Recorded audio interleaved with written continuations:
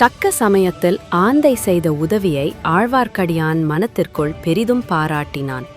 ஏனெனில் காட்டின் மத்தியில் கூடியிருந்த சதிகாரர்கள் சிறகடித்துக் கொண்டு உருமிய ஆந்தையை பார்த்து அதனால் ஏற்பட்ட சத்தந்தான் என்று எண்ணிக்கொண்டார்கள். அடே, இந்த கோட்டான் நம்மை பயப்படுத்தி விட்டது, வெட்டுடாதை. வேண்டாம், உங்கள் கத்திகளை வேறு முக்கியமான காரியங்களுக்கு பத்திரப்படுத்தி வையுங்கள். நம் பகைவர்களை பூண்டோடு ஒழிப்பதற்கு கூறாக்கி வையுங்கள். ஆந்தையும் கோட்டானும் நம் பகைவர்கள் அல்ல, அவை நம் சிநேகிதர்கள். மனிதர்கள் சாதாரணமாய் உறங்கும் சமயங்களில் நாம் கண் விழித்திருக்கிறோம். நம்மோடு ஆந்தைகளும் கூகைகளும் கண் விழித்திருக்கின்றன. அவனுடைய பேச்சை கேட்டுக்கொண்டே மெல்ல மெல்ல அடிமேல் அடியெடுத்து வைத்து நடந்து திருமலையப்பன் ஒரு பெரிய மருத மரத்தின் சமீபத்தை அடைந்தான். 100 வயதான அந்த மரத்தின் பெரிய வேர்கள் நாலாபுறத்திலும் ஓடியிருந்தன. ஓர் ஆணி வேருக்கும் இன்னோர் ஆணி வேருக்கும் மத்தியில் தரையிலும் இடைவவு இருந்தது. மரத்தின் அடிப்பக்கத்திலும் நல்ல குழிவு இருந்தது. அத்தகைய குழிவு ஒன்றில் மரத்தோடு மரமாகச் சாய்ந்து கொண்டு ஆழ்வார்க்கடியான் நின்றான். தஞ்சாவூர் ராஜ்யத்தின் பொக்கிஷம் இருக்கும் வரையில் நமக்கு வேண்டிய பொருளுக்கு குறைவு இல்லை. எடுத்த காரியத்தை முடிக்க வேண்டிய நெஞ்சு துணிவு வேண்டும். காரியம் முடிகிற வரையில் வெளியில் தெரியாதபடி இரகசியத்தை பேணும் சக்தி வேண்டும். நமக்குள் 2 பிரிவாக பிரிந்து கொள்ள வேண்டும். ஒரு பிரிவினர் உடனே இலங்கைக்கு போக வேண்டும். இன்னொரு பிரிவினர் தொண்டை மண்டலம் சென்று காரிய சித்திக்கு தக்க சமயத்தை எதிர்பார்த்திருக்க வேண்டும். ஏறக்குறைய 2 காரியங்களும் ஒரே சமயத்தில் முடிய வேண்டும். ஒரு பகைவனை முடித்த பிறகு அவகாசம் கொடுத்தால் இன்னொரு பகைவன் ஜாக்கிரதையாகி விடுவான். அதற்கு இடமே கொடுக்கக்கூடாது. தெரிகிறதா? உங்களை இலங்கைக்கு போக யார் யார் ஆயத்தமாயிருக்கிறீர்கள்? நான் போகிறேன், நான் தான் போவேன் என்று பல குரல்கள் ஒரே சமயத்தில் கேட்டன. யார் போகிறது என்பதை அடுத்த முறை பாண்டிய நாட்டில் கூடி தீர்மானிக்கலாம். அதுவரைக்கும் இங்கே செய்ய வேண்டிய ஏற்பாடுகள் இன்னும் சில இருக்கின்றன. ஈழத்துக்கு எந்த வழி போவது நல்லது? கோடிக்கரை வழியாக போகலாம். கடலை கடப்பதற்கு அது நல்ல வழி. ஆனால் இங்கிருந்து கோடிக்கரை வரையில் செல்வது கடினம். நெடுகிலும் பகைவர்கள், ஆங்காங்கே ஒற்றர்கள். ஆகையால் சேதுவுக்கு சென்று அங்கே கடலை தாண்டி மாதோட்டத்துக்கருகில் இறங்குவதுதான் நல்லது. இலங்கை போகிறவர்கள் சமயத்தில் படகு வலிக்கவும் கட்டுமரம் தள்ளவும் கடலில் நீந்தவும் தெரிந்தவர்களாயிருக்க வேண்டும். இங்கே யாருக்கு நீந்த தெரியும்? எனக்கு தெரியும், எனக்கும் தெரியும் என்ற குரல்கள் எழுந்தன. முதலில் இலங்கை மன்னன் மகிந்தனை கண்டு பேசிவிட்டு பிறகு காரியத்தில் இறங்க வேண்டும். ஆகையால் ஈழத்துக்கு போகிறவர்களில் ஒருவருக்காவது சிங்கள மொழி தெரிந்திருக்க வேண்டும். நமது சோமன் சாம்பவன் இன்னும் வந்து சேரவில்லையே. யாராவது அவனை இன்றைக்கு பார்த்தீர்களா? இதோ வந்து கொண்டிருக்கிறேன் என்று ஆழ்வார்க்கடியானுக்கு மிக்க சமீபத்திலிருந்து ஒரு குரல் கேட்டது. அடியான் மேலும் மரத்தோடு மரமாக ஒட்டி கொண்டான். அடாடாடாடா, இந்த பாழும் உடம்பு இப்படி பெருத்து விட்டது எவ்வளவு சங்கடமாயிருக்கிறது. புதிதாக 2 பேர் அக்கூட்டத்தில் வந்து சேர்ந்து கொண்டார்கள். ஆழ்வார்க்கடியான் தன் முகத்தில் ஒரு சிறு பகுதியை மட்டுமே மரத்துக்கு வெளியே நீட்டி எட்டி பார்த்தான். புதிதாக வந்தவர்கள் இருவரும் கொள்ளிடக்கரையில் அரச மரத்தடியில் சந்தித்து பேசியவர்கள்தான் என்று தெரிந்து கொண்டான். புது மனிதர்களை கண்டதும் ரவிதாசன், வாருங்கள் வாருங்கள், ஒருவேளை ஏதாவது உங்களுக்கு ஆபத்து வந்துவிட்டதோ, வராமலே இருந்து விடுவீர்களோ என்று பயந்தேன். எங்கிருந்து எந்த வழியாக வந்தீர்கள்? கொள்ளிடக்கரையோடு வந்தோம். வழியில் ஒரு கூட்டம் நரிகள் வளைத்து கொண்டன. நரிகளிடம் சிக்காமல் தப்பித்து வருவதற்கு நேரமாகிவிட்டது. புலிக்கு சிங்கத்துக்கும் பயப்பட்டால் பொருள் உண்டு. நரிக்கு பயப்படுகிறவர்களால் எந்த காரியத்தை சாதித்து விட முடியும் என்றான் அந்த கூட்டத்துக்கு முன்னமே வந்திருந்தவர்களில் ஒருவன். அப்படி சொல்லாதே அப்பனே. சிங்கம் புலியை காட்டிலும் நரி பொல்லாதது. ஏனெனில் சிங்கமும் புலியும் தனித்தனியே பாய்ந்து வரும் விரோதிகள். அவற்றோடு சண்டையிட்டு சமாளிக்கலாம். ஆனால் நரிகளோ கூட்டம் கூட்டமாக வருகின்றன. ஆகையால் அவற்றுக்கு பலம் அதிகம். சோழ நாட்டு மரிகள் பெருங்கூட்டமாக வந்ததினால்தானே நம் ஒப்பற்ற மன்னாதி மன்னன் தோற்கவும் உயிர் துறக்கவும் நேர்ந்தது. இல்லாவிட்டால் அவ்விதம் நேர்ந்திருக்குமா? அந்த நரிக்குலத்தை அடியோடு அழிப்போம், பூண்டோடு நாசம் செய்வோம் என்று ஆங்காரத்துடன் கூவினான் சோமன் சாம்பவன். இதோ அதற்கு வேண்டிய உபகரணங்கள் என்று ரவிதாசன் பொன் நாணயங்களின் குவியலை சுட்டிக்காட்டினான். சோமன் சாம்பவன் நாணயங்கள் சிலவற்றை கையில் எடுத்து பார்த்துவிட்டு, ஒரு பக்கம் புலி, இன்னொரு பக்கம் பனை. சோழனுடைய பொன் பழுவேட்டரையனுடைய முத்திரை. நான் சொன்னது சொன்னபடி நிறைவேற்றிவிட்டேன். உங்களுடைய செய்தி என்ன? நமது இடும்பன்காரி ஏதாவது செய்தி கொண்டு வந்திருக்க வேண்டுமே. ஆம், கொண்டு வந்திருக்கிறார். கேளுங்கள், அவரே சொல்லுவார் இடும்பன்காரி சொல்லத் தொடங்கினான். தங்கள் கட்டளைப்படியே சம்புவரையர் மாளிகையில் பணியாளாக நான் அமர்ந்து வேலை பார்த்து வருகிறேன். அதனுடைய பலன் நேற்றிரவுதான் சித்தித்தது.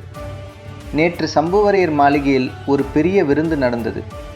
பெரிய பழுவேட்டரையர், வணங்காமுடி முனையரையர், மழபாடி மழுவரையர் முதலிய பலர் வந்திருந்தார்கள்.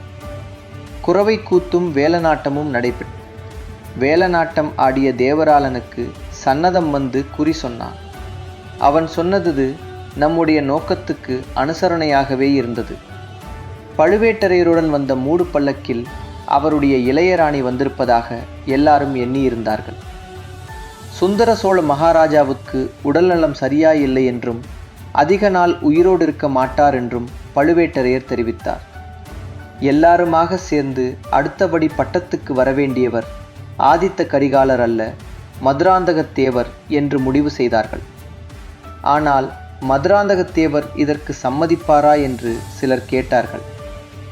அவர் வாயினாலேயே அதற்கு மறுமொழி கூறச் செய்கிறேன் என்று சொல்லி பழுவேட்டரையர் மூடு பல்லக்கின் திரையை திறந்தார். அதற்குள்ளிருந்து மதுராந்தகத்தேவர் வெளிவந்தார். பட்டம் கட்டிக்கொள்ள தமக்கு சம்மதம் என்று அவர் தெரிவித்தார். இப்படி பெண் வேஷம் போடும் பராக்கிரமசாலிக்கு முடிசூட்டப் போகிறார்களாம். நன்றாய் சூட்டட்டும். எல்லாம் நாம் எதிர்பார்த்தபடியே தான் நடந்து வருகிறது. இம்மாதிரி சோழ நாட்டிலேயே ஒரு குழப்பம் ஏற்படுவது நம்முடைய நோக்கத்துக்கு மிக உகந்தது. எது நேர்ந்தாலும் என்ன நடந்தாலும் நம்மை யாரும் சந்தேகிக்க மாட்டார்கள் அல்லவா? இடும்பன்காரி, மிக முக்கியமான செய்தி கொண்டு வந்திருக்கிறீர். ஆனால் இதெல்லாம் எப்படி தெரிந்து கொண்டீர்? இதற்கு சந்தர்ப்பம் எப்படி வாய்த்தது?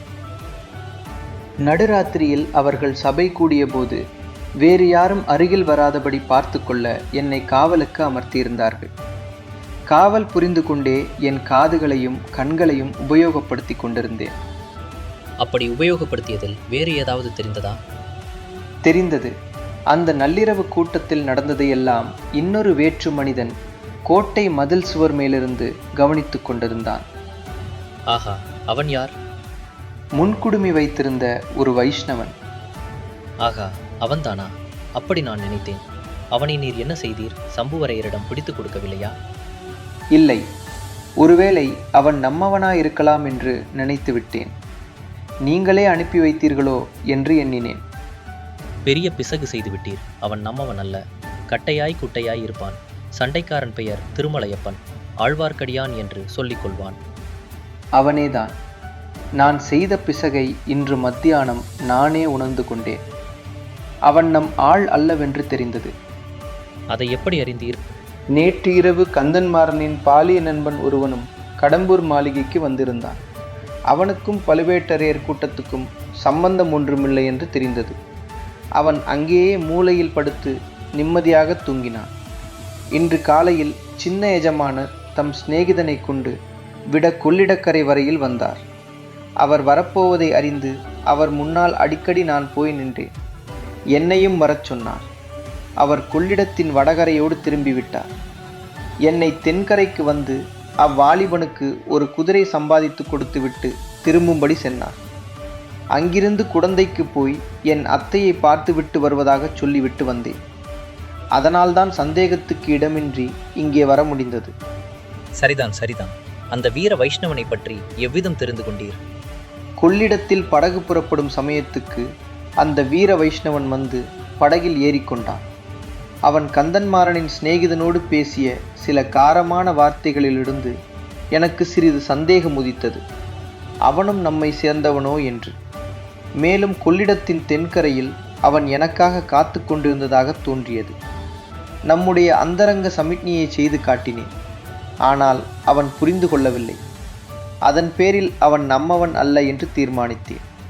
நீர் செய்தது பெரும் பிசகு. முன்பின் தெரியாதவர்களிடம் நம் சமிக்ஞையை செய்து காட்டக்கூடாது. நண்பர்களே, இதை கேளுங்கள். நம்முடைய காரியம் காஞ்சிபுரத்தில் இருக்கிறது, இலங்கையிலும் இருக்கிறது. இந்த 2 இடங்களிலும் நம்முடைய பரம விரோதிகள் இருக்கிறார்கள். ஆனால் அவர்கள் 2 பேரையும் காட்டிலும் நம்முடைய கொடிய விரோதி, முதன்மையான விரோதி ஆழ்வார்க்கடியான் என்று பொய் பெயர் பூண்டு திரியும் திருமலையப்பன் தான். அவன் நம்மையும் நம் நோக்கத்தையும் அடியோடு நாசம் செய்யக்கூடியவன். நமக்கெல்லாம் இணையில்லா தலைவியாக உள்ள தேவியை அவன் கொண்டு போக பார்க்கிறவன். அடுத்தபடியாக அவனை உங்களில் யாராவது எங்கே கண்டாலும், எந்த நிலைமையில் சந்தித்தாலும் கைகளில் உள்ள ஆயுதத்தை உடனே அவன் மார்பில் பாய்ச்சி கொன்று விடுங்கள். ஆயுதம் ஒன்றுமில்லாவிட்டால் கையினால் அவனுடைய மென்னியை திருகிக் கொள்ளுங்கள், அல்லது சூழ்ச்சியால் விஷத்தை கொடுத்து கொள்ளுங்கள், அல்லது வெள்ளத்தில் தள்ளி முதலை பசிக்கு இரையாக்குங்கள், அல்லது ஏதாவது சாக்குச் சொல்லி பாறை உச்சிக்கு அழைத்து போய் அங்கிருந்து பிடித்து தள்ளி கொன்று விடுங்கள். தேல், நட்டுவாக்கிலி, பாம்பு முதலியவற்றை கண்டால் எப்படி இரக்கம் காட்டாமல் கொள்வீர்களோ அப்படி கொன்று விடுங்கள். துர்கா தேவிக்கோ கண்ணகி அம்மனுக்கோ பலி கொடுத்து விட்டால் இன்னும் விசேஷம். எப்படியும் அவன் உயிரோடு இருக்கும் வரையில் நம்முடைய நோக்கத்துக்கு இடையூறாகவே இருப்பான்.